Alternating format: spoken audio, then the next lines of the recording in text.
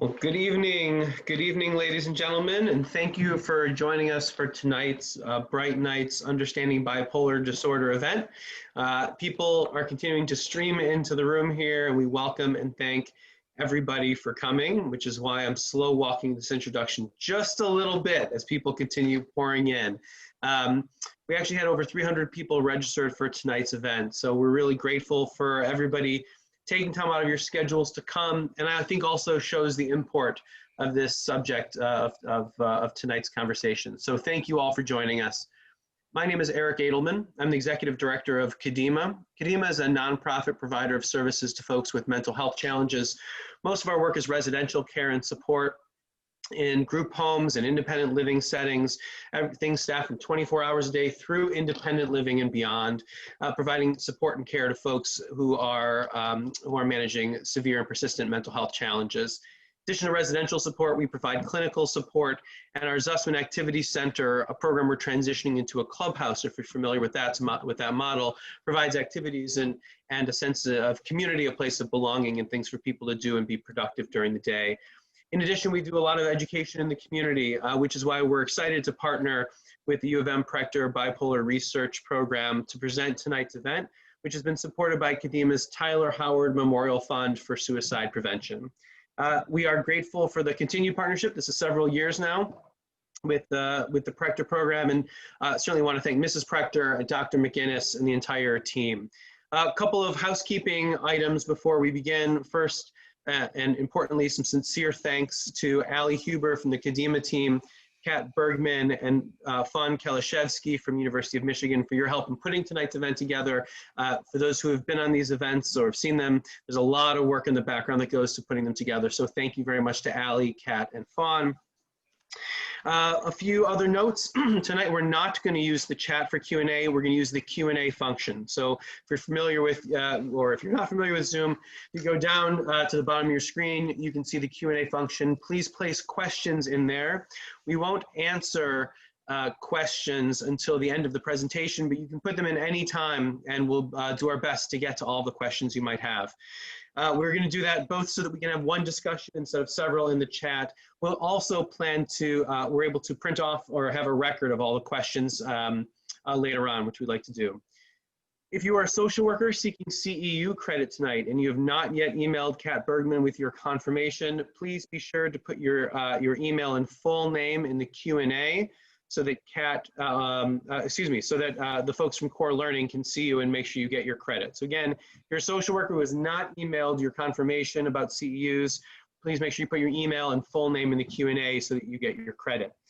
Again, this conversation and the Q&A are being recorded. We will be sending an email out with the full conversation afterwards. And so with that, I present tonight's event, Understanding Bipolar Disorder, which is just that, an expert panel to present up-to-date information and answer questions you may have on this important topic. I'm going to introduce Dr. Melvin McInnis. Wonderful to partner with you, Dr. McInnis, again for this event. Dr. McInnis is the Thomas B. and Nancy Upjohn Woodworth Professor of Bipolar Disorder and Depression, and is the director of the Heinz C. Prechter Bipolar Research Program, leading a team of over 30 faculty and staff with several projects focused on bipolar disorder. These projects include collaborative programs using induced pluripotent stem cells, which I'm sure he can tell you about more than I, using that to model bipolar disorder, the use of mobile technology to monitor and predict mood state changes in the illness, as well as assessments of cognitive capacity of individuals with bipolar disorder. Dr. McInnis is active in community outreach and education programs and is the Associate Director for Research at the U of M Depression Center. So with that, I'll turn it over to Dr. McInnis for the rest of our program. Thank you very much, Eric. It is just a pleasure and honor to be here. And I just want to inform everyone, the panelists are going to be introduced in more detail when we start the panel. So we have David Marshall here from the University of Michigan, Anita Mitchell, and Emily Maurer Provost that are here. And I also want to have a special thanks to Kat for all the back work and the back office work that she's been doing at the University of Michigan with us. So now I'm about to share my screen here, and we should be a go. And that. So thank you. So my screen should be shared. You should be seeing, welcome to our virtual community forum, Bright Nights, Understanding Bipolar Disorder. And the panelists are named here. The panelists will go blank as I'm giving the presentation. So again, I thank everyone for joining us this evening. And just to reiterate what Eric mentioned, to put your questions into the Q&A, and we'll take it from there. Whoops, and now. So the title of my talk, Understanding Bipolar Disorder. I am the Thomas B. and Nancy Upjohn Woodward Professor of Bipolar Disorder and Depression and the Director of the Heinz C. Prechter Bipolar Research Program. I just want to acknowledge, there's so many people to acknowledge, but I want to be very thankful and express my thanks to the participants of the longitudinal program that we have been ongoing now for the past 15, 16 years. There are many donors who have made this possible. A special shout out and thanks to Wally Prechter and the Prechter Family Fund, Judith Tam and the Richard Tam Foundation who have provided tremendous support to the program. And we have a host of other institutions and foundations that have supported us, including so many individuals in the community who have supported us in so many ways, financial and others. So there are many celebrities that have bipolar disorder, and I want to mention Margot Kidder there in the lower left. I met Margot many years ago, and she described her experience becoming manic when she was in London. And she went very manic, and she got taken to the local hospital there in London, and she said, "You don't understand, I'm Superman's wife." And so, in fact, of course, she played that in the movies, but that was further evidence there that she was very manic and was admitted to hospital. And she told the story with a smile on her face. So the outline of what I want to talk about tonight is here, and I'm going to sort of define bipolar disorder as a disorder of affect. We'll talk about what affect is. I want to touch on some research highlights from the Prechter program, and the topic that everybody is focused on or thinking about these days is COVID-19. And we had a survey of our participants on the impact of COVID-19 in our group, and I want to tell you a little bit about that. And then we can all strategize about staying well in these, there really is no other word for it, crazy times. First, a little bit of inspiration. So every year, several times a year, I interact with someone who knew Heinz Prechter. And the individual will stop and he will say to me, "I have to tell you about my experience with Heinz. It was so amazing." He touched people in ways that astounded me, and it still astounds me. He was quoted in saying things like, start small and dream big. He dreamt big. He actually started quite small and became very successful as an entrepreneur and a philanthropist, and ultimately was inducted into the Hall of Fame, Automotive Hall of Fame. The other story of inspiration that I really, really enjoyed reading about was about Mary Rachel Upjohn Meter, for whom is actually her grandmother, for whom the Rachel Upjohn building is named, but her name is also Mary Rachel Upjohn. She and her husband flew on the plane that you see here from the United States down to South America, taking pictures, and you see the camera that she had on the window, and they took photos of the land formations in South America. They took photos in Africa. They flew up from Johannesburg up to Cairo. They took a picture there of Mount Kilimanjaro, the first real aerial photo of Kilimanjaro. And it's just a tremendous inspiration to read about Mary Meter. She had depression. She was treated with depression. And it was her generosity and philanthropic energies that really made the difference in the Rachel Upjohn building and the Depression Center at the University of Michigan. And of course, Kadima. Kadima is very inspiring, and in Kadima, it speaks of energy. It's come on, let's go. And this is a Hebrew word for just moving forward and getting it done. It just there's energy, enthusiasm in the very word and thinking about it. It's been such a pleasure to partner with the Kadima folks over the past many years. So speaking about energy and moods, I want to talk about affect and affective disorders. So many of you have heard doctors, social workers, nurses, psychologists talk about an affective disorder. And we think to ourselves, well, what is an affective disorder? What is affect? So affect has in it an internal feeling, and it has some activity, it has some expression in it. And so we think of the word, that affect is the root word for affection. And so we most of us receive and give affection on a daily basis. So Emil Kraepelin thought of affect as having three components: volition, emotion, and intellect. And we think of it in the context of affection. We have the volition or the drive to care for our offspring. We have the emotion for our children, and we have the thoughts and the speech related to our family. So when we think about a normal affect, thankfully our moods and disposition fluctuate over the course of time. So we're never exactly in the same mood. So you're not in the same mood at this very moment as you were when you got out of bed this morning or at noon. So things change, thankfully. Now, when we think of mania, the manic state, and the extreme form of bipolar disorder, we have volition, energy, drive right at the top. An individual is doing 50 things at once almost. The emotions can be revved up and charged and just infectiously high to the point of being euphoric and laughing all the time. And the intellect can be sped up and highly positive. And so things can go really high very quickly compared to the normal line there, and things change over time.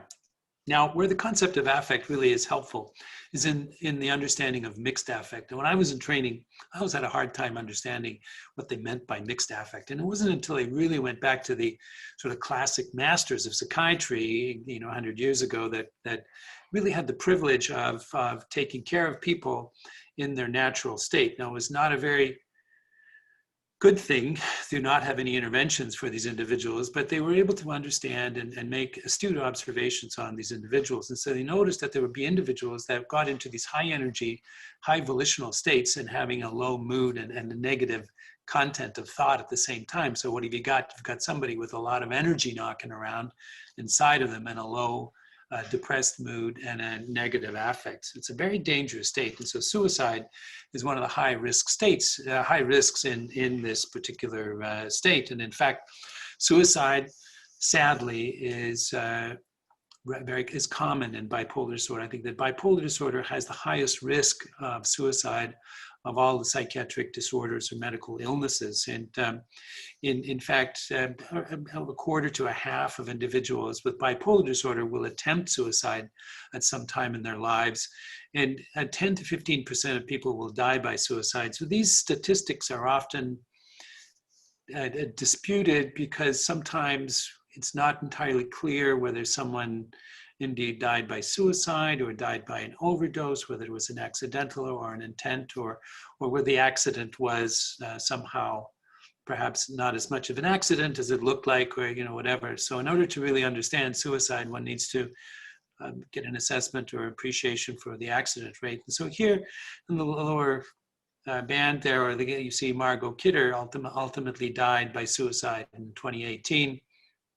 Sylvia Plath, a very renowned author, died by suicide in England in 1963. Kurt Cobain died by suicide in 1994. Bipolar disorder and genetics is one of the driving features of the Prechter program. And so we know that bipolar disorder runs in families. It's highly heritable. In other words, there's a large amount of, when you see someone with bipolar disorder, often there'll be more family members that have bipolar disorder. So it's not entirely clear what it is that is inherited. Is it a gene? Is it a dysregulation in a pathway, a biochemical pathway somehow that's dysregulated? And it's really not clear how is it inherited, and whether it's in a group of genes together or whether it's one. We know it's certainly not one single gene.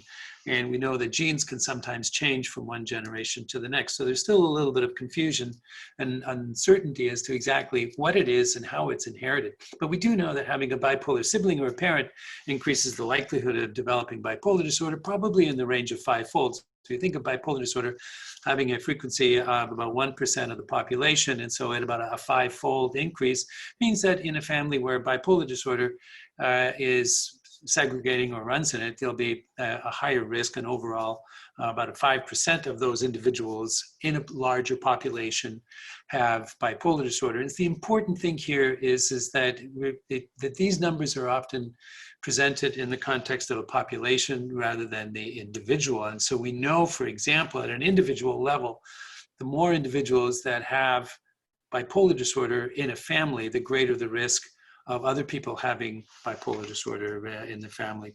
And we also know that there's an overlap of genetic risk. So we notice that there are individuals that have other mood disorders, depression, anxiety, or even other psychotic disorders segregating in the family. So it's not a given that it'll be bipolar disorder that a family member has. It could be depression or an anxiety disorder or alcoholism or other such illnesses. Now, this is really one of my favorite slides because I think it captures the essence of what bipolar disorder is. And bipolar disorder, I like to think of it as a disorder of the pathology of energy, and that there's something amiss and something awry in the energy of the individuals. And so those of you that know or have seen or been with someone in a manic state can just feel the amount of energy that the individual has. And you think to yourself, how can this person have this amount of energy? Likewise, when you see the individual in a depressed state, you wonder, how is it that this person cannot muster the energy to get out of bed, have a shower, or go about their day? And individuals that describe their depression, they say, yeah, I was so depressed and just had no energy. It took every ounce of strength to get out of bed and to put my clothes on or get into the shower. So So bipolar disorder, I like to think of it as a complex human condition. So it's a condition that we understand as a disease. So there is a disease going on. There are noted disrupted genetic pathways. There is evidence from imaging that there is disruption in the way that the brain is constructed. So there is evidence that it is a physical disease. Now, as with everyone, individuals with bipolar disorder go through life experiencing different stressors, good news, bad news, and so on. So the life story, the course of events that happens to an individual, they influence what happens to someone with bipolar disorder, as they do with everyone else. But the history of childhood abuse, for example, has complications later on in life, and it seems to be have a greater effect in individual with bipolar disorder. Motivated behaviors, things that people have a drive to do, compulsive drinking, smoking, or using substances recreationally, are these motivated behaviors that have an influence and destabilize the individual with bipolar disorder quite often. Individuals have various different sleep and circadian patterns, and so some people are night owls, some people are morning larks, and so on. And so the variety of the circadian pattern contributes to the manifestation of the illness. We see, for example, young people, students, they'll be waking into the wee hours of the morning and disrupting their daily cycle, and that causes all kinds of problems. People have a temperament, a personality that varies, and some people have a very stable, quiet, calm temperament, and others are more bubbly and excited, and we don't know exactly why that is. But it does have an influence on how illnesses such as bipolar disorder are manifested. Neurocognitive, the ability to perform complex executive functioning, just IQ, and just the ability, and then finally outcomes. So people differ in their outcomes. People differ in their response to medications. Some people take a larger dose of a medicine. Other people take a smaller dose, and we're beginning to understand that a little bit better now. But think of it as a bipolar disorder as a very complex human condition with multiple facets, multiple layers of input. And so these are all phenotypic classes, and what we're building here is an ontology, a structure, a basis for understanding the disorder. And so there are many contributors to understanding bipolar disorder. And so we don't want to confuse the disciplines with the phenotypic classes. And so we study bipolar disorder with a whole variety of different academic disciplines, such as genetics, cell biology, neuropsychology, computer technology, and metabolomics, and so on. And we take these data and we start to assemble these phenotypic classes that I that I showed you just moments ago. So, for example, if you look at genetics contributes to the disease subclass. It contributes to temperament and personality. Genetics, it's our temperament and personality have an inherited factor. Sleep and circadian patterns, motivated behaviors, all of these things receive input from each and every one of these disciplines at greater or lesser degree. So the interesting thing is the complexity of the illness, and understanding the illness is relatively it can be made easier by thinking through these phenotypic classes as a disease, temperament, life story, and so on. So this is what we've been doing at the Prechter program. So we've been working with our colleagues throughout the institution and have been publishing, working, getting scientific papers out, and working away, building our program. And the most important thing here I want to emphasize is that we thrive on interactions with others. And so we have PhD students in a number of these different programs and meet with them on a regular basis. And so the support that we garnish in the Prechter program goes to supporting students throughout the institution.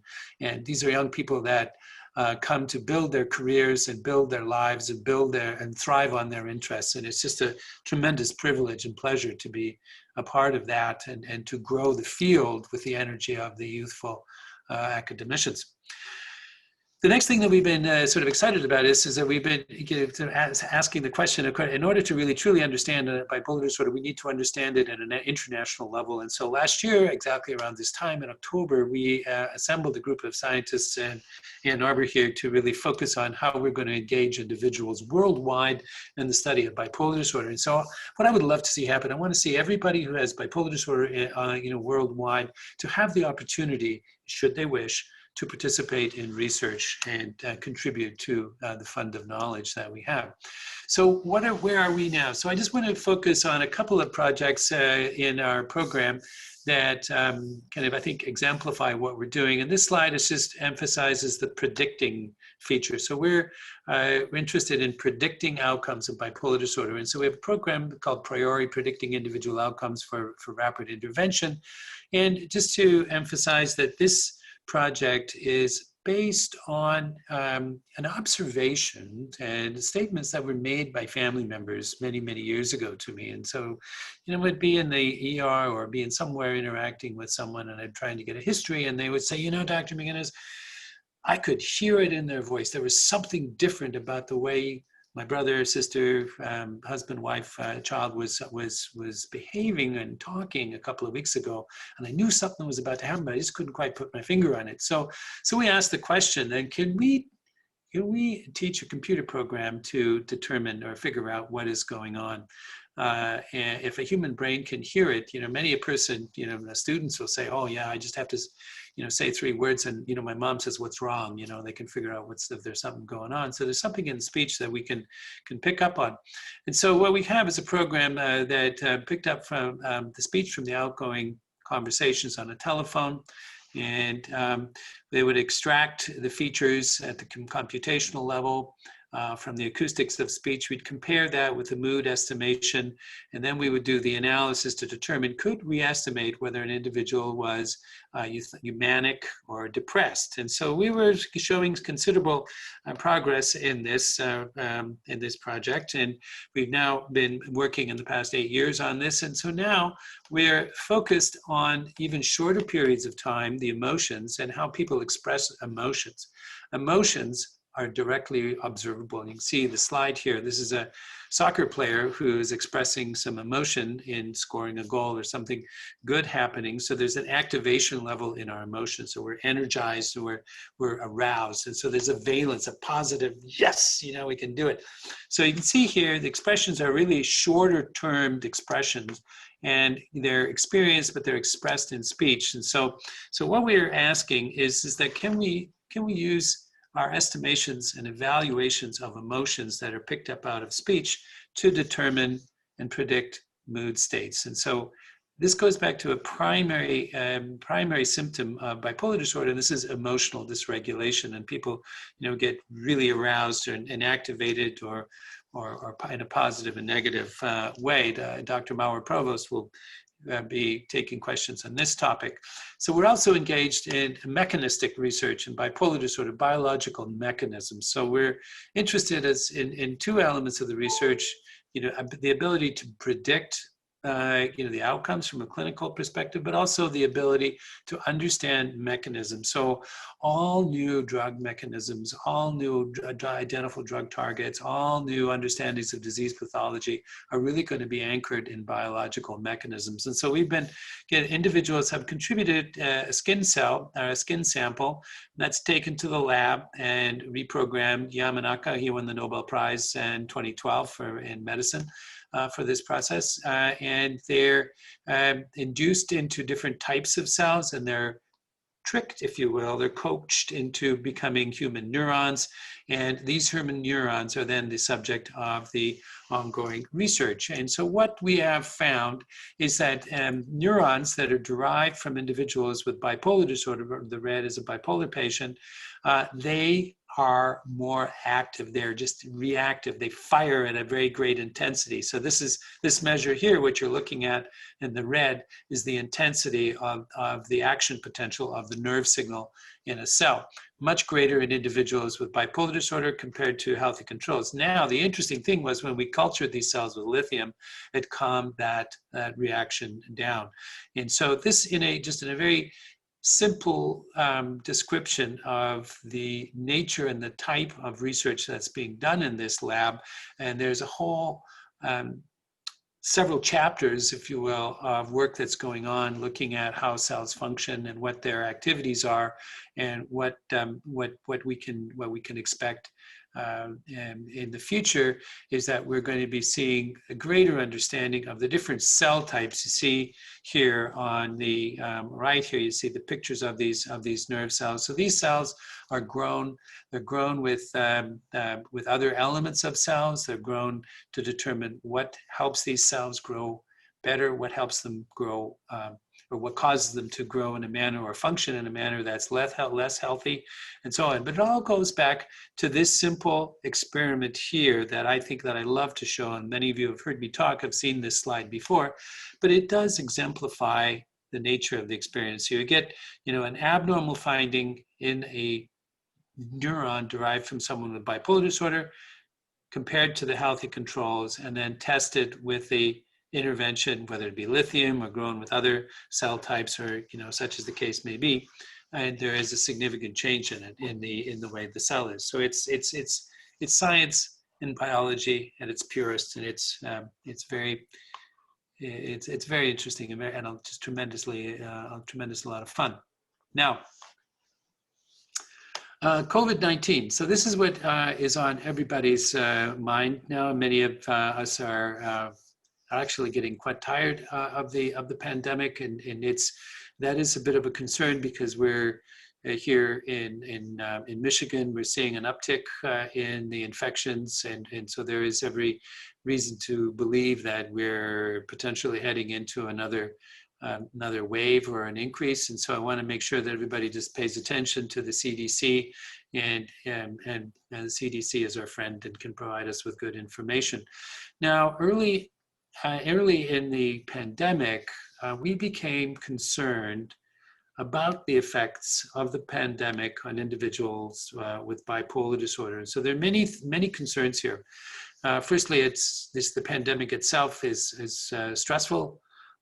People are isolated. There's a daily discussion in the news about the difficulties in accessing healthcare, accessing mental health care, and so on. So we began a survey in May of this year, and it really just asked a fundamental question. Are symptoms of mood disorders, bipolar disorder, are they increasing in the pandemic? And what are the effects of the pandemic on our individuals, on our participants? So COVID-19 pandemic. So the individuals with bipolar disorder have a much higher level of ongoing stress and mood symptoms compared to individuals that don't have bipolar disorder. So there's a baseline of ongoing stress in individuals with bipolar disorder, And this is pushed higher in the pandemic comparatively to their baseline. So people with bipolar disorder have a level of stress that's ongoing, and it's getting worse in the pandemic. But it's inching up. Everything is inching up. Oh, so the interesting thing that we found was that with the passage of time, the symptoms improved, but more slowly in individuals with bipolar disorder compared to healthy controls. So in other words, so the study started in the beginning. We started collecting data in the beginning of May. So we had the month of April that was ongoing, and where the pandemic was really at its higher point. And so we have to get permission from our ethics review committee to do this kind of a study, and so that took a week or two to get this on the into the process. But immediately we saw that the stress levels were higher in people with bipolar disorder and in healthy controls. Now you can see from this figure here that, relatively speaking, the levels of stress were significantly higher at baseline anyway with individuals with bipolar disorder. But the individuals that didn't have bipolar in our cohort, they seemed to, their stress diminished more quickly comparatively to the individuals with bipolar disorder. So the next questions, a series of questions in the questionnaire, and I want to also give a shout out to the participants who kindly participated in this project. We peppered them weekly with questionnaires. Some people thought it to be a little bit annoying. Others would say, "Oh, I'm so grateful that you're contacting me, because I'm aware that somebody knows I'm out there and has contacted me, and it's just nice to receive this communication." So daily routines were interrupted for everyone. I mean, there were very few people for whom the routines were not disrupted, and this included everything from healthcare, access to healthcare, ability to comfort level of going out and getting food. But what the investigators found was that there was a higher disruption in the life amongst women. Now, this makes sense because in the home, when the homes where they have children and everything going on in the home, not infrequently, these tasks are amplified these tasks are taken on by women more frequently than men. Another thing that we found was that older age groups reported lower disruptions comparatively to the younger groups. And so we're seeing this now in society where younger people are just really at wit's end, and at any opportunity they want to get out and socialize, which is what younger people are sort of hardwired to do. And so when those limitations were placed in the initial phases, their perception of the disruption was greater. Sadly, we know of 2 suicides in our bipolar longitudinal cohort in this summer. I'm sorry, summer of 2020. Mistake on that.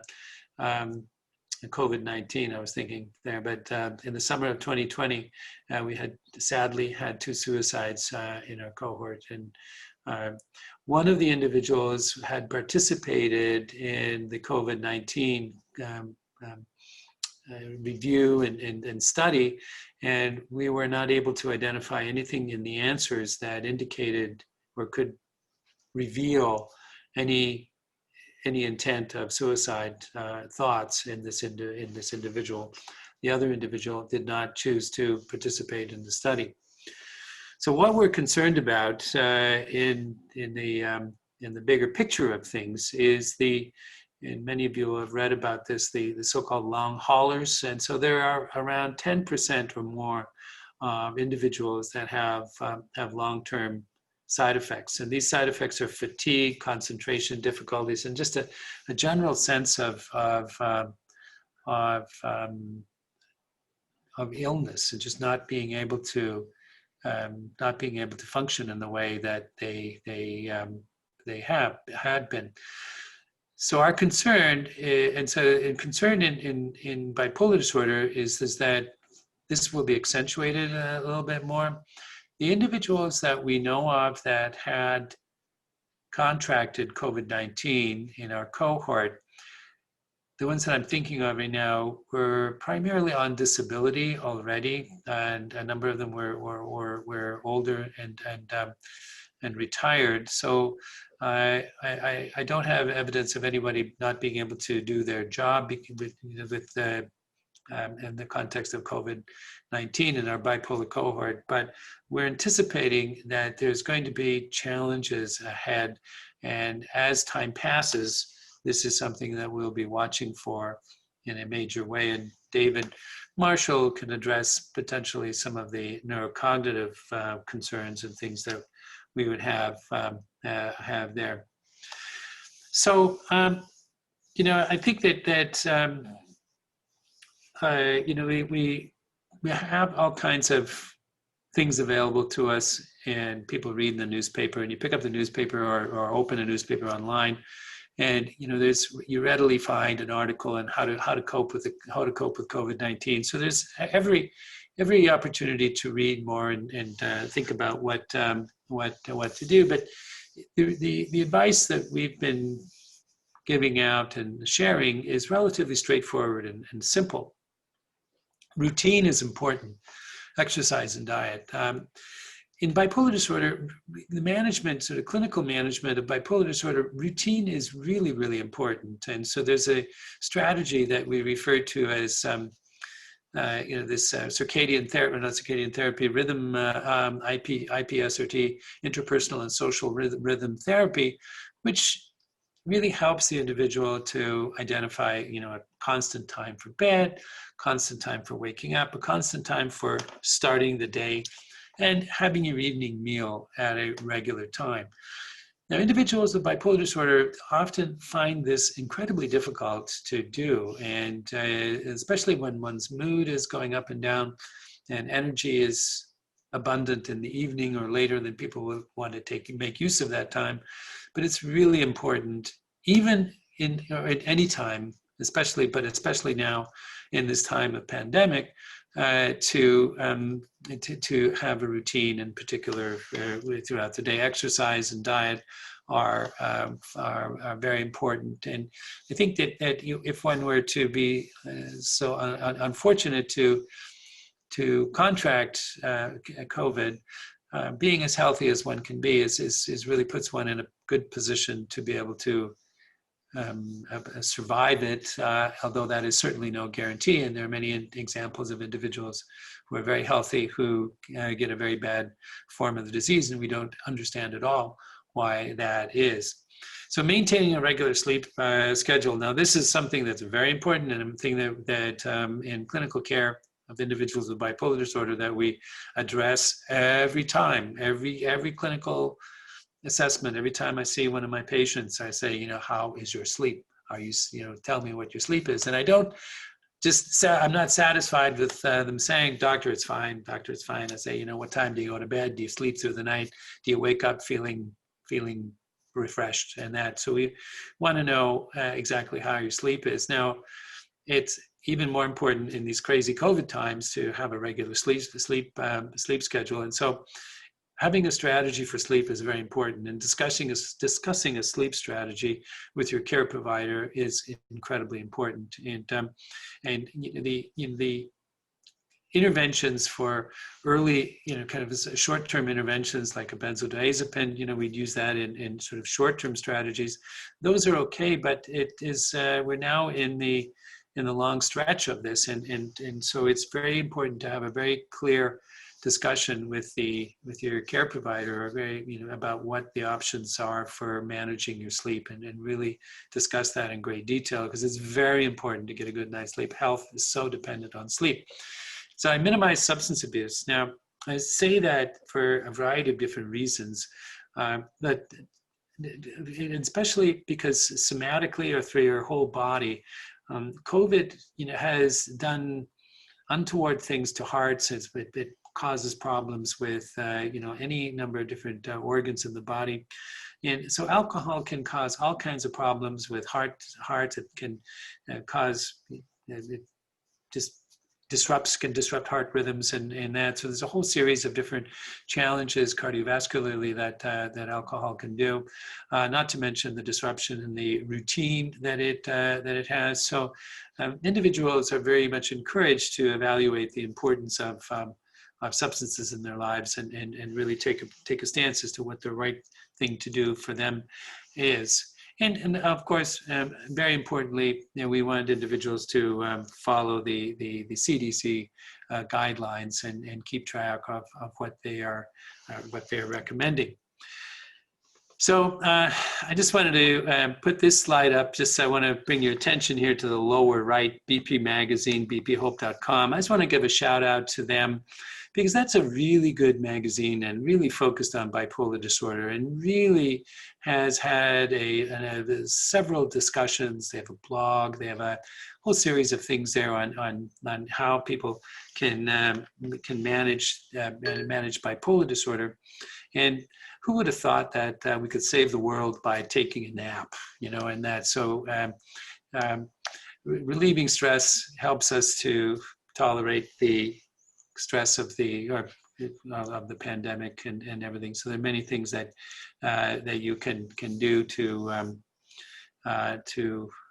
relieve stress. So conclusions I wanted to come to here is that bipolar disorder is a human condition that manifests with pathological energy changes. So I want you to think of bipolar disorder as in an energy way. I mean, it's when people go either way, either in the manic or the depressed state, it's very profound, the change in energy, and that's manifested in the way they think, in the way that they move, in the rapidity of thoughts. In the manic state, and in the depressive state, just a low energy that overcomes the individual in a pervasive way that is sustained and endures over days and weeks. And so most of us can have periods of time when we have higher energy, lower energy, but in bipolar disorder, that energy is pathologically changed and it's sustained in a way that is rather profound. I also want you to remember that there are many contributing factors and many ways of understanding bipolar disorder that we want to look at the contributions and understand the contributions of personality and the types of personalities, of the level of neuroticism and anxiety that an individual has, the amount of extroversion, introversion that the individual has. So we want to understand, we can understand the contributions to bipolar disorder from this class of subtypes of the individual. Life story is very important, and we are all affected by our lives and what happens to us throughout our lives, and we're able to measure that in terms of life events and include that in the consideration and the analysis of several factors of bipolar disorder. Behaviors, I talked about minimizing substance abuse. And so behaviors, we think about a motivated behavior, the drive that someone has to either use substances, alcohol or tobacco or whatever. Sleep outcomes, people respond differently to medications, and we're able to understand or learn about whether an individual is either hypersensitive to a medication or it requires larger and larger amounts of medications. One of the medications that I use frequently, quetiapine, there's individuals that do well at, a very small, 10, 15, 25 milligrams, and other individuals need several hundred milligrams to manage their symptoms. And so there's variability there, and we don't know, really, truly don't know why. We have some idea why, but we don't know truly why some individuals seem to respond better than others. So, so our program, the Prechter program, we are multidisciplinary. We love to work parallel with other researchers such as Dr. Maurer Provost and others. We're collaborative and we exchange ideas. It takes us a lot of work. It takes a lot of work. Collaborations take a lot of work, because it's not just that we're all on the same page at any given time. We come from a different background. And so someone from computer science and engineering comes to the problem with a different view and a different way of thinking than medicine or than neuropsychology and so on. And so we have this pluralistic approach to causality that we think is going to help us understand the illness and be able to develop new and better programs to take the illness forward. So it's predicting of outcome patterns. And so I talked to you a little bit about what we're doing with the speech patterns, but there are other patterns and other features that we're looking at, including sleep is another one we're looking at now, and the circadian pattern of an individual. And I talked to you a little bit about the biology mechanisms at the level of the stem cell work, but we were just in a conference this afternoon talking with a group that's interested in looking at biological markers, and so what is in the blood and the proportions of the various different chemicals or the biochemicals in the blood, these biological markers. Can that help us both understand biology and the mechanism behind the illness? So one of the most interesting things that I heard on the radio this weekend, as I was listening to Weekend Edition with Scott Simon, and he made this statement that I found very interesting. He said, "I just find myself running out of adjectives for the current era," and we all have heard these adjectives, unprecedented and everything like that. And another kind of a story that I have is I was talking with an 8th grade teacher just recently, and she said that one of her class students asked of her, "So what did you do the last time this happened?" And the student was, of course, surprised to learn that this had never happened in our lifetime, and that we're all kind of winging it, if you will. And really just Scott Simon just said, we're just running out of adjectives to describe this. So with that, I want to thank everyone for your attention, and please visit our websites, theprechterprogram.org and the Depression Center.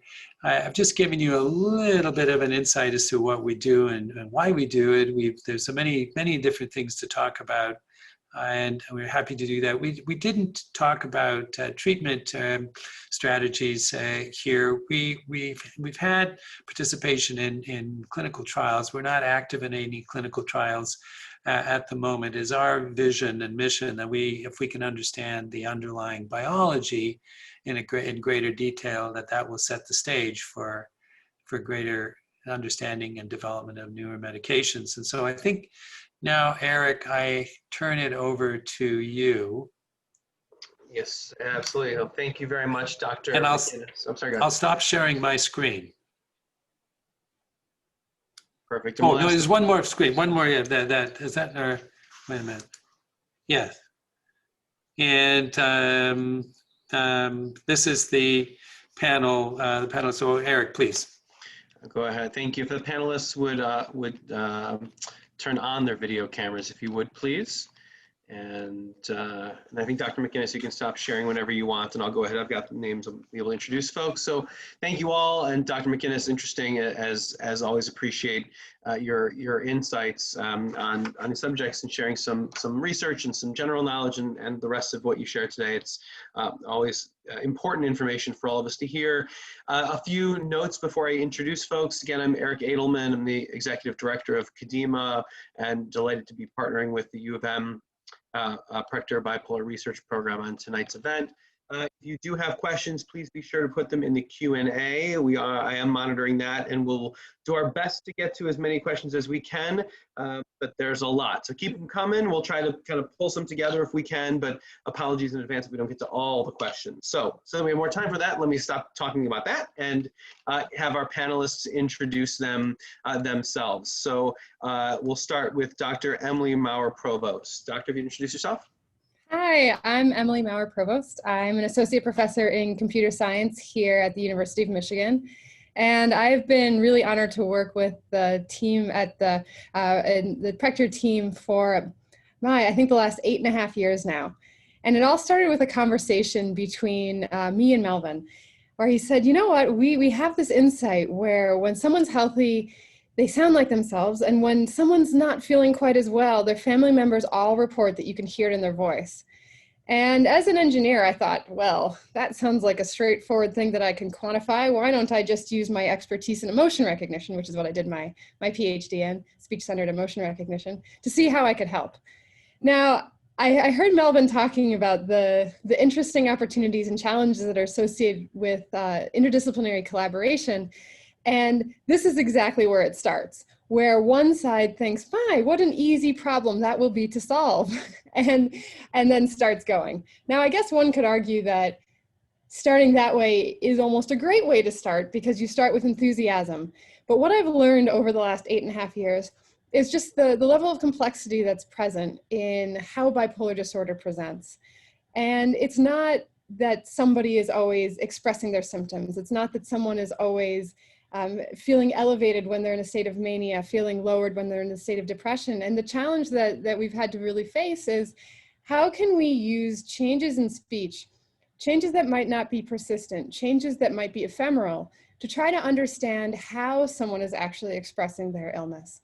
Because once you get a sense for how these changes can be spotted, how these changes can be quantified, how these changes can be acted upon, you have the potential to develop technology that really has the ability not just to monitor, but also to provide information about when support might be necessary.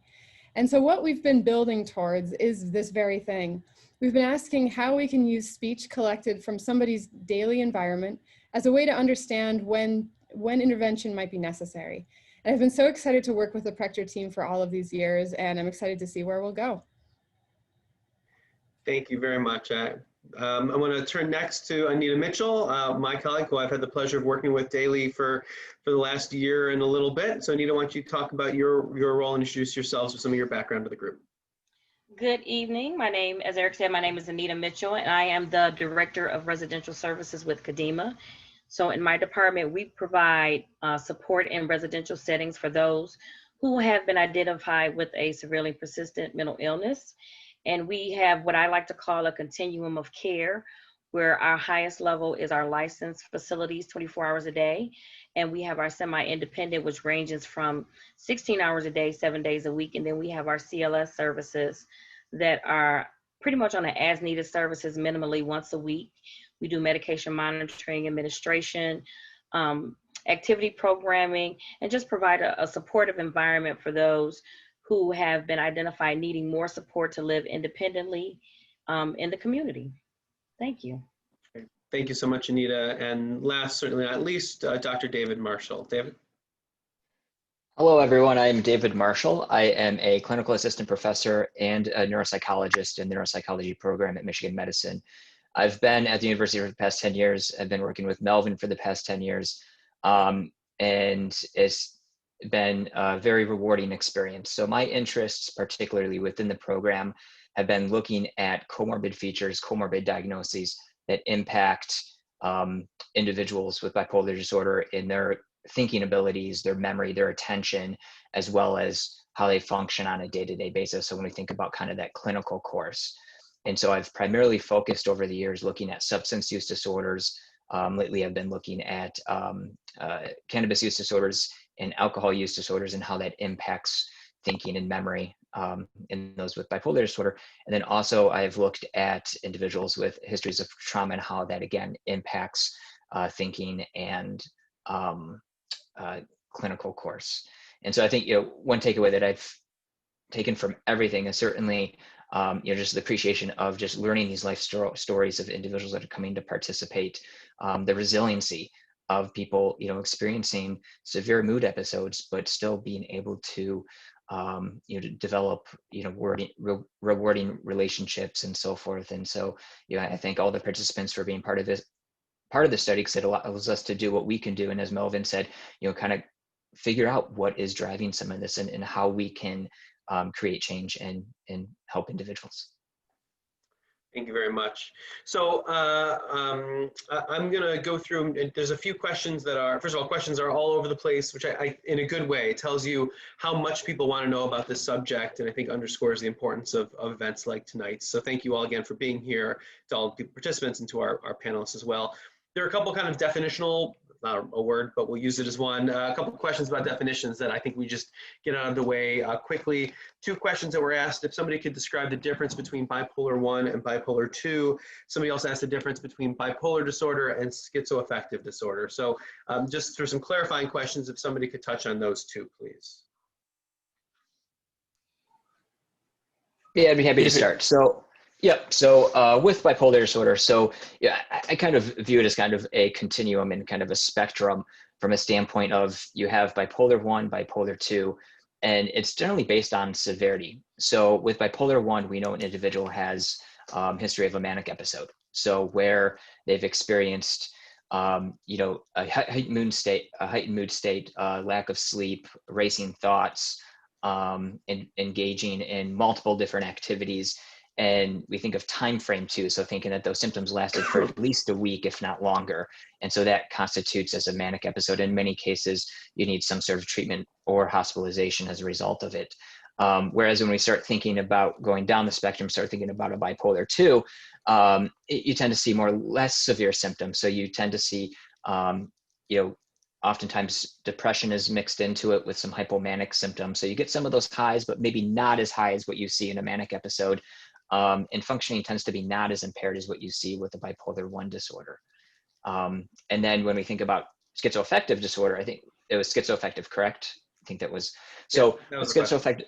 So you can, so with schizoaffective disorder, so you have psychosis. So you have these hallucinations. So seeing things, hearing things that other people can't see or hear, suspiciousness, feeling like, you know, people are putting thoughts in your head, taking thoughts out of your head, feeling that people, that someone is out to harm you, out to get you.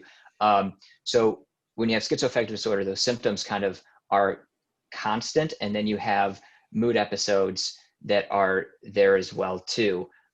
Whereas when you think about kind of psychosis within bipolar disorder, the psychosis is confined to a mood episode.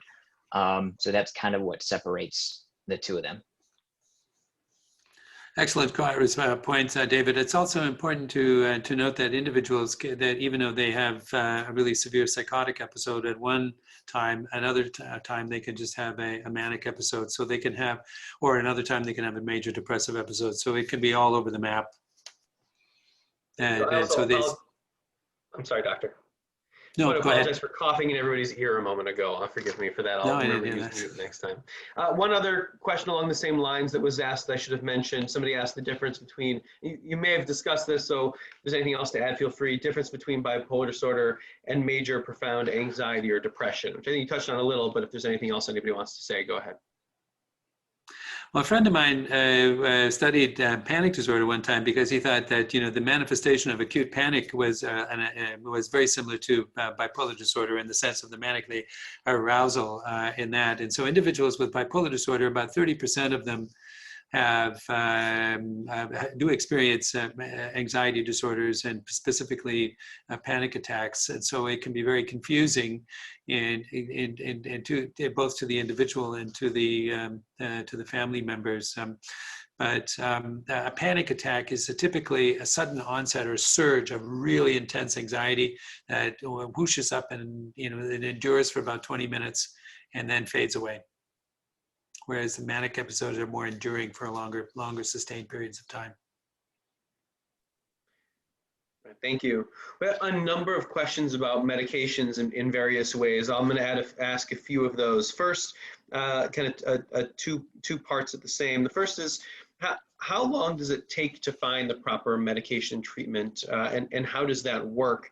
And will the prognosis without medications or other treatment, will bipolar disorder resolve on its own, or will it become worse over time without medication or treatment? So talk about what happens without, and talk about how one finds the right medications or treatment and how long that might take. So the selection of a medication is really based on the clinical pattern of the individual. And so what we do then is to get the history, and we get a knowledge of what the individual's had in the past and what their responses have been to those medications. And so then it's the symptom profile that we align with what our knowledge is of the medications and the effects that the medications have. Some medications are more sedating than others. Some medications are a little bit more activating. And so we make our clinical judgment based on the history and just the assessment of the patient. And so it can take a good amount of time to get it right. And the management of bipolar disorder, like any medical illness, is a collaboration between the individual with the disorder and the care provider. And so both have a particular role.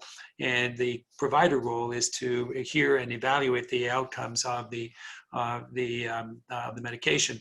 Over time, it's always very difficult to know exactly whether it is the illness instability that's going on, or whether the individual, or if it's, or if they're not responding to the medication, or if someone is seemingly responsive to a medication. We don't exactly know whether the medication would be quiescent or quiet during that time anyway. So that's why an individual with that goes through a period of bipolar disorder and they are in a bad state and they're managed with medication, and then they stop their medication and they're well for a period of time. It could have been that the illness was just behaving such that the instability was part of the medical or the biological element of the illness, and that went away for a period of time. So we've seen so many different patterns, and I explain to people that we're very frequently reduced to being, an illness, is the student of this illness. And so that's Emily. Go ahead. This is why Emily is engaged with us here. Yeah, I mean, it's one of the things that we're so excited about, because when sort of observations are limited to these points of clinical contact, the challenge is that it's really hard to know what's happening in between and how what's happening between these visits might contribute to a better understanding of an individual's illness or the illness in general. And it's not even just bipolar disorder. There's so many other conditions that would benefit from this type of monitoring.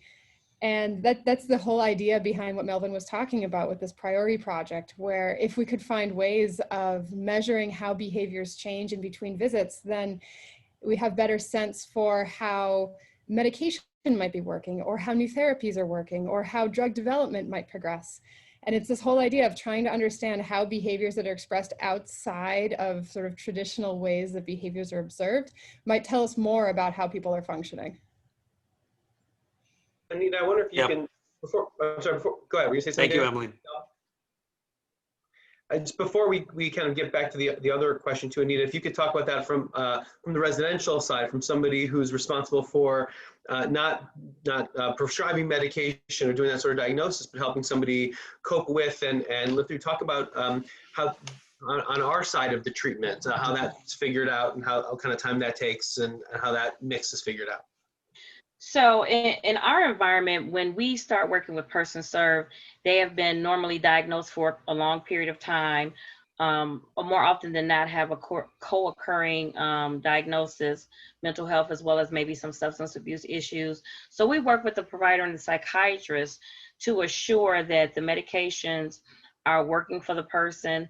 Normally they're living in a shared environment, and sometimes those environments are very supportive to kind of live with people who may understand what it is that you may be experiencing when a particular episode happens, or definitely understanding triggers that may bring on an episode. So in our environment, medication and medication management and administration is extremely important in terms of regulating those symptoms and preventing symptoms from manifesting themselves and causing hospitalizations. So we work as closely as we can with the psychiatrists, core providers, or private psychiatrists if the person has one, to assure that if we notice something that may not be quite right, we're getting them in as timely as possible for an adjustment. And then also another piece to that is including the clinical piece and working with a therapist, either through our organization or through an organization of choice, to assure that whatever coping mechanisms that they may need to continue to support stability, that they're able to have those as well.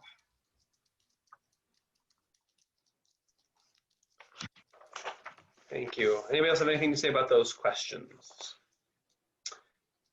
Let's move on to some other med-related things, which is on some of the research and future side. One of the folks asking questions said that meds are for mental health challenges are often behind physical illnesses and often have side effects that cause as many problems as they may solve. And so the question is there any fix on the horizon? What does some of the future look like for some of the medications that might be coming online soon? Or is there hope for medications that might be coming online soon? Well, that's an excellent question, and that's always something that people are hopeful for. The answer to that is that there's always hope, and I think that there are a number of things that are in the pipeline of the various different pharmaceuticals. The current concern is that the amount of money that is dedicated specifically for bipolar research is lower. There are no medications that are really designed specifically for bipolar disorder. There are no medications that are being tested specifically for bipolar disorder. And any of the newer medications, there are newer medications that have been designed for schizophrenia or other illnesses. And they say, oh, by the way, let's try it in bipolar disorder. So that's a fundamental problem. Thank you. Let's switch topics a little bit, just because the questions are all over, so we're going to go all over if that's okay with everybody. A recent question that just popped in was about children and increasing numbers of children that are being diagnosed with various anxiety disorders and a number of other things. And the question is, do we have a sense that that's going to carry over into adulthood? And what might that look like in the future for these kids specifically, and for us as providers or the system more generally? So somebody could speak to that.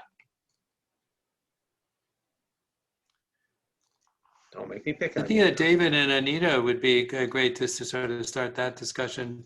We'll let Dr. McInnis do it. He's the professor, so he can do the picking on people. All right, go ahead, David. There we go. I hesitated because of one of those that I don't think there's an easy answer to that. I think it's challenging because I think, again, as you develop things in childhood, certainly you might be at an increased risk for developing things later in life. So as Dr. McInnis had pointed out, some of my previous work looking at early histories of trauma, so those with early adverse experiences, physical, sexual, emotional abuse, and so forth, certainly does put you at an increased risk for developing,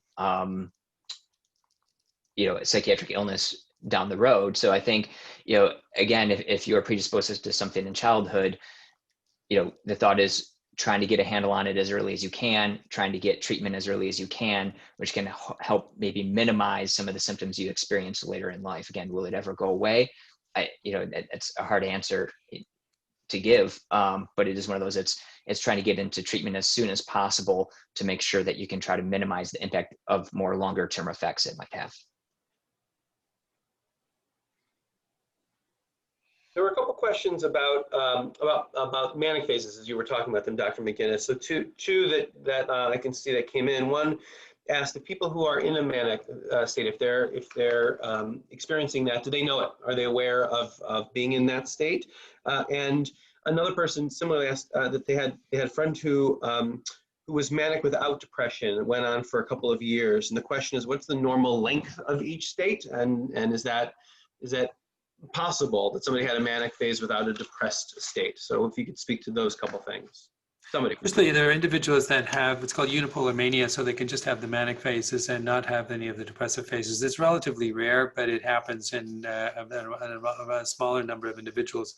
Problematic thing with bipolar disorder is that the insight is really diluted in the sense that some people, when they go up in the manic phase, they don't think they're manic. They think that I'm fine and everything's great and I'm just, doing all the right stuff here, and everybody else is kind of having the problems, which is, exactly why we're working with computer science and engineering to do that. The length of the episode varies, and it can go on in a chronic way for years. And so a hypomanic manic state can be elevated and have tops, and then go up and down and have exacerbations on top of a manic state, but it can go on for a very long period of time. But so I'd like to just ask, Emily, to comment, on emotions and how we can potentially use emotions, and what these peaks of emotions are that people are are experiencing. That's a fascinating dimension of work. Yeah, so one of the things that we've been really interested to understand broadly, actually, is how we can really recognize mood transitions from natural data. And one of the things that we thought originally, I swear I'll get to the answer to this question in a second, but one of the things that we thought initially is that we could just use raw speech acoustics. So how speech changes at the millisecond level as a way of understanding how severe somebody's symptoms were. And we realized really pretty early on that this assumption was not at all valid. And it wasn't valid because just because someone's in a manic state doesn't mean that they're always expressing symptoms that are associated with mania. Just because they're in a depressed state, it doesn't mean they're always associating symptoms with depression. And so one of the things we became interested in is thinking about what other types of signals we could recognize from speech that would allow us to have insight into how somebody's doing. And we were inspired by the notion that one of the core symptoms is emotion dysregulation. And so our idea has been to look at how we can use changes in emotion that are expressed in speech, expressed over the course of the day, to sort of understand two things. One, what somebody's normal patterns of emotion look like, because we should never assume that what's healthy for one person is healthy for everyone. And then as a second point, how we can introduce computational modeling strategies that would allow us to use sort of deviations or changes from somebody's healthy emotional patterns to understand that problems might be afoot. And so in the case of mania, perhaps it's looking for elevated energy that's present in the voice for long periods of time. In the case of depression, it might be lowered energy. But it's not necessarily just related to the acoustics themselves. We can look for similar patterns that are expressed in language that might allow us to better understand how severity is changing over time. So if somebody, I had a person one time whose family member told me that every time they started talking about a particular thing, they knew something was going on, so that you could train the algorithm that whenever they said raccoon or whatever the word is, that's an indicator that things are going off the rails. So Anita, do you notice that in the residential, that you sort of pick up on how people are doing, and sort of is that something you observe there? It's more behavioral, and sometimes it's more centered around repetitive behaviors. It's not so much in speech, unless somebody is actually presenting as being hyperverbal, but it'll be a change in behavior, maybe a change. I think the benefit for us is that it'll be maybe a change in the interactions that they're having with their other housemates, that the staff can be more attuned to be able to identify if somebody may be starting to present as being symptomatic. So I think that's the advantage that we have, is that we have a hands-on assessment of someone when they may be starting to present, and then again we can circumvent that by identifying the therapist and or the psychiatrist for intervention. I need to go back to a question I asked before. I'm not sure it was answered because we've had two people actually follow up in the Q&A asking the question again. So could we speak to if untreated, if bipolar disorder without being treated with medications or other treatment, will it resolve itself? Will it stay as status quo, or would it in fact get worse? Can we speak to that? I kind of dodged that one. So from a clinical point of view, I've seen you off the hook, Dr. McInnis. Oh, that's great. Thank you. I really appreciate that. No, I've seen individuals that have had a manic episode in their 20s, and they were treated really aggressively, and so then they went off to have an illustrious career in their profession, and then all of a sudden, boom, in their 60s and 70s, all of a sudden, a stressor event occurred, and bam, the person went, floridly manic. And so the illness can apparently lay dormant, in that for an extended period of time and come back. And that I've seen individuals that have had, one or two episodes and really not have had any further ones for the rest of their lives, and that. So seeing, the older you get, the more variations on it that one has seen. So the answer is that it's unlike, so we in medicine we speak to the when you hear hooves, you think of horses, not zebras. So we speak to the common experience, And so the common experience is that bipolar disorder, when in an acute, an individual who has an acute manic episode, and that gets better, and they stay well for a period of time, they say, maybe I don't need medication. They go off the medication, they get another manic episode, and they get treated again, and they say, maybe I don't need my medication. They get a third manic episode. They are long timers, and this is going to happen over and over again. The thing that with any illness in medicine, what we tell people is that it's just like having a heart attack. It's not a good idea to have a heart attack. Yes, you can get better from a heart attack, but every heart attack causes problems. And so in bipolar disorder, every manic episode causes problems, and it increases. It may not increase the likelihood of that, but we observe, and what we are is students of this illness, and we are observers of the illness, and we see what happens over the course of time, and we see individuals become ill repeatedly. And clinically, the more often someone is likely, the more often someone has an episode, the more likely they're to have another episode. But the answer is we see individuals that go off their medication and do not seem to get another episode, but they don't until they do. So it can be several years later on.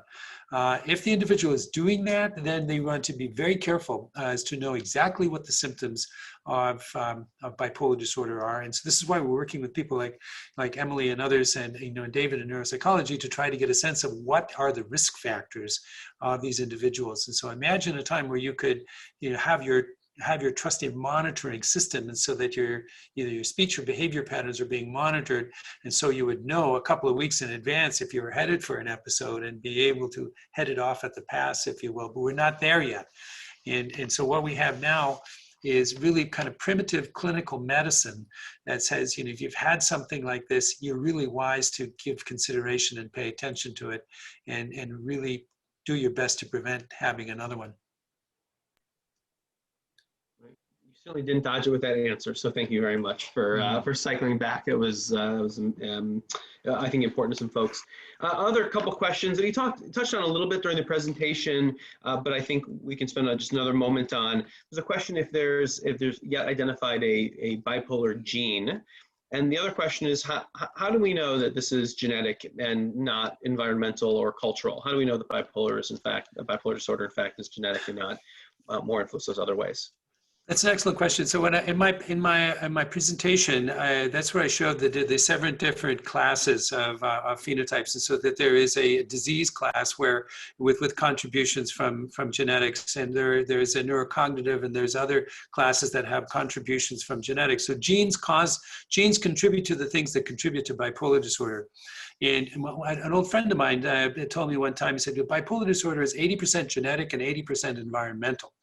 And and so that there's they meant as as lightly as I said it, but it's actually true that we think of bipolar disorder as having fundamental biological contributions, but we also think of it as having contributions from other factors, from the life story, from substance abuse. So there are episodes that, when we get the history, that we can say this episode was really due to the fact that the individual was using a ridiculous amount of cocaine, or a large amount of cocaine and alcohol, and that contributed to that episode. And there are other instances wherein individuals is doing fine, everything's going well, and poof, they have out of the blue, it seems that they have a manic episode.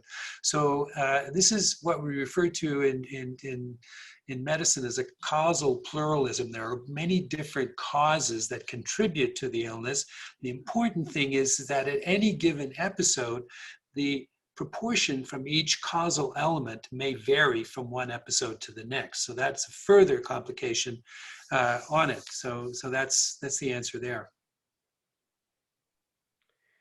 Thank you. I want to, so we've got about 10 minutes left, so time is getting short here. I'm going to switch tack a bit to talk about what to do if somebody's in need of care or help, and what folks should do. So two pieces to that. The first is, if somebody listening here themselves is in need of support or care, or thinks that they're having some concerns, they themselves may have bipolar disorder or some other significant mental health challenge, what should they do, or if somebody has a loved one in that state, what should they do? And then if somebody could talk about some of the wait for services, because that is an issue that that some people asked. So somebody can talk about what, just first, if I'm concerned about a friend or about myself, what should I do? What's the first thing I should do when I get off this Zoom call today? So David, do you want to start out the discussion? Yeah, so I mean, first stop could certainly be, you know, a primary care physician. You know, they could certainly provide some resources.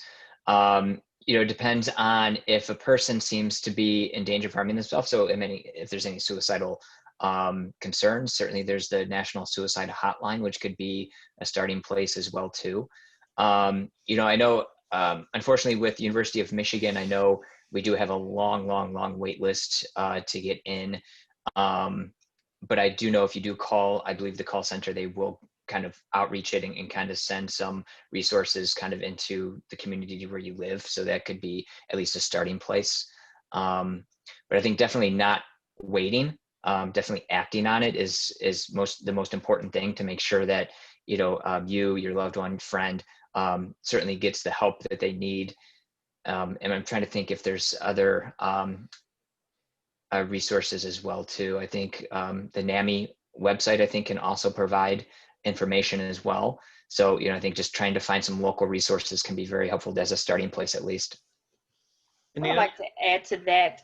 If you reach out to your local community mental health, Oakland County has Common Ground, Macomb County has the Access Center, Wayne County has the Wayne County Integrated Health Authority. So those are resources that you could call and have actual crisis protocol that they can follow. They'll do sometimes phone screening or in-person screening, and they can identify, hopefully right there, if you may need to have an inpatient or if you may be able to refer through services through the community mental health system. And that is with or without insurance, which in a large part of our population do not have the resources to be able to afford private psychiatry. So I would strongly suggest reaching out to those community mental health systems for support and for tools to be able to get through.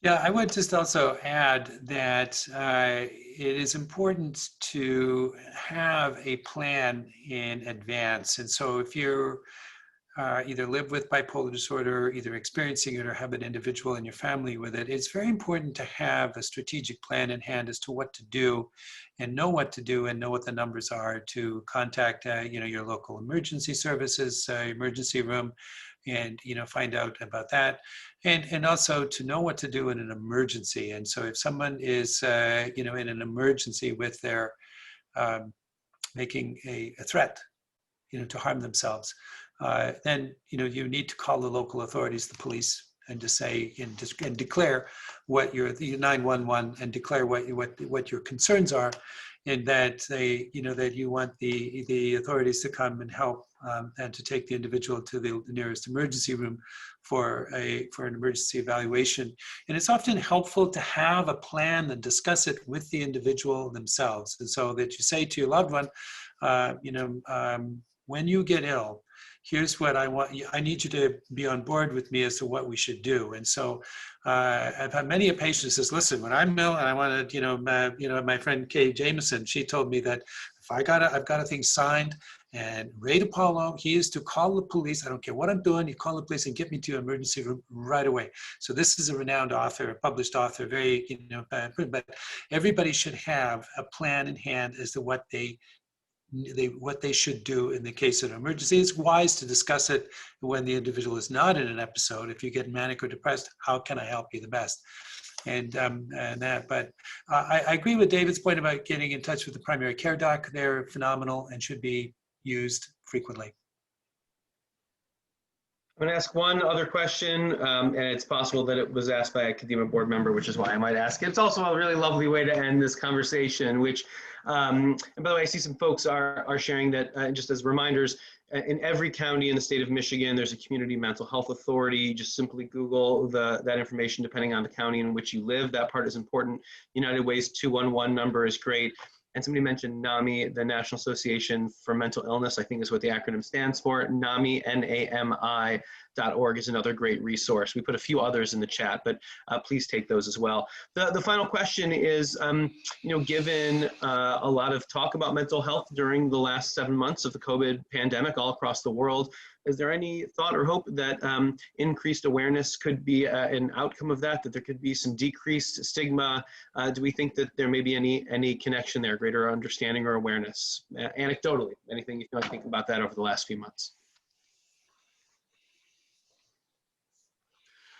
The answer is yes. I think that there will be a change, and then it's hard to know what the change will be.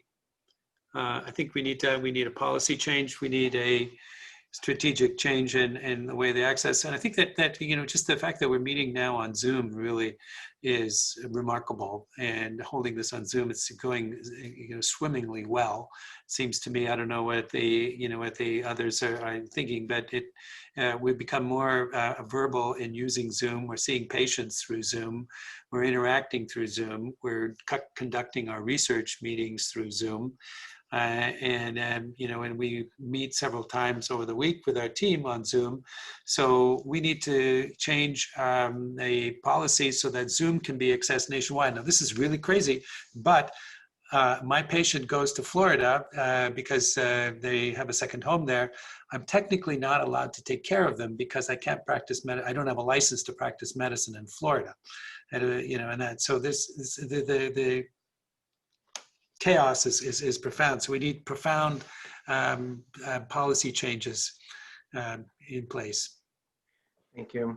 We just have a couple minutes left, so we're just going to do a quick lightning round. The last question here, is there a great book that you might suggest? And the question was really, is there a great book on bipolar disorder you'd suggest for a clinician? But I would open that if you have them for clinicians or the general public or anybody. So any book recommendations or other reading other than the magazine you pointed out earlier, Dr. McInnis, any books that anybody would like to suggest for either clinicians or the general public? Well, you'll have to make one. Yeah. I mean, I think we should just have a general book. There are many interesting books that are out there and helpful in medicine. I think that the authors that I would recommend, Kay Jamison, she's written on that.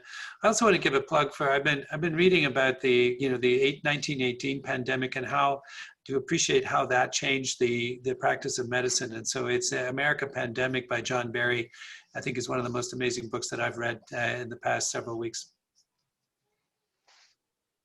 Emily. So one of the ones, Melvin just said Kay Redfield Jamison, but just to follow up and actually be really specific about one I really liked. Her new one, Robert Lowell, Setting the River on Fire, was just a fabulous take, both in terms of the lyricism with which the book is written and the quotes from his personal life, and also her commentary on it. For those of us who may have been less familiar, I thought it was just wonderful immersive writing on that subject, and I really appreciated what she did. Thank you. I would certainly echo. You get to go next. Yeah, I would just say I was just going to totally echo with Kay Jamison. She came and spoke to the group a couple years back, and it was just fantastic. And her stories are just phenomenal. All right, I need to go with Jensen also, or do you have somebody else for us? We got a repeat. So looks like we've got a popular opinion here. Somebody to go to somebody to read. In the meantime, our time is just about set here. So. Once again, by way of closing, just a quick reminder, do this very quickly. Any of you seeking continuing education units, if you did not put in the Q&A, not in the chat, please, but in the Q&A, we need your name and your email address. If you've not already sent that to the folks, to Kat and the folks at U of M. Do want to thank, again, Dr. McInnis, David Marshall, Emily Maurer Provost,